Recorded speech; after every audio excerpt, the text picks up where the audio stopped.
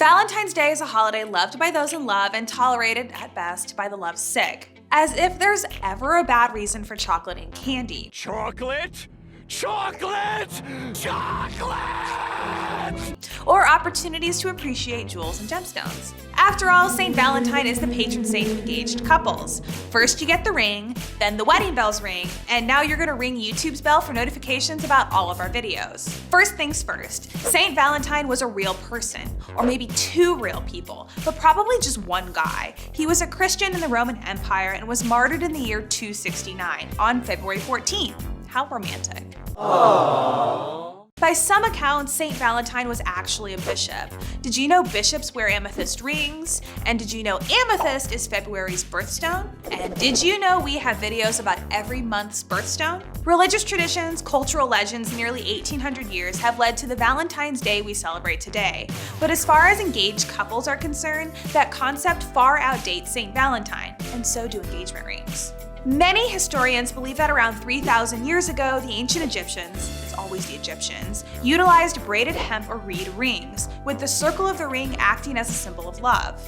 In the time of St. Valentine, ancient Roman society had three different kinds of marriages.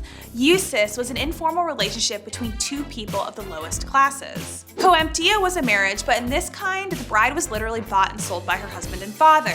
The closest Roman equivalent to modern-day marriage was conferratio, and only the most elite classes of people were allowed to participate. There are legends about St. Valentine performing secret marriages for persecuted Roman Christians, but conferratio was the only legal form of marriage in Roman society, and they had the rings to prove it. The groom presented a ring to his bride, usually made of iron, which was very valuable metal at the time.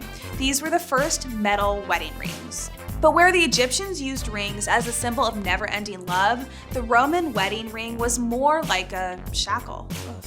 Engagement and wedding rings for both men and women are back to symbolizing love. These days, they usually include a gemstone for the woman, and usually it's a diamond. But have you ever wondered why? The answer is twofold. In the late 19th century, a huge deposit of diamonds was discovered in South Africa, and the powerful De Beers Corporation essentially took control of the diamond industry for decades. But getting people to actually buy the diamonds was a little trickier. That's where advertising stepped in. De Beers hired the ad agency NW Air, and in 1947, copywriter Francis Garrity came up with a tagline I know you've heard: "A diamond is forever." I can't vouch for forever, but a diamond will last a pretty darn long time. It's extremely hard, a 10 on the Mohs scale, and even though marketing geniuses had a lot to do with diamond's popularity as an engagement stone, there's no denying its beauty. When light passes through a diamond, the light is split into a rainbow of spectral colors, an effect called dispersion. This display of spectral colors is also called fire.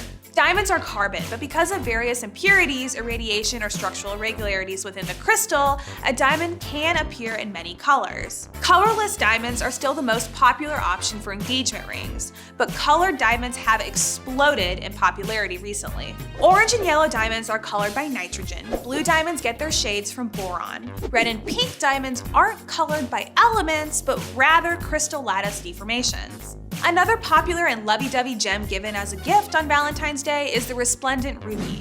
All rubies in the world are actually a kind of mineral named corundum. Any shade of red corundum is called a ruby. All other colors of corundum are sapphires. Chromium gives rubies their deep dynamic color, and the element is also responsible for ruby's vivid fluorescence. Ruby can exhibit both fluorescence and phosphorescence. Was your martyrdom eventually transformed into a holiday that features chalky little hearts with phrases on them? St. Valentine, what an honor to meet you! Tell us your favorite Valentine's Day gifts in the comments, and like and subscribe. We also have more info on some of the gems we talked about today, and as always, thank you so much for watching.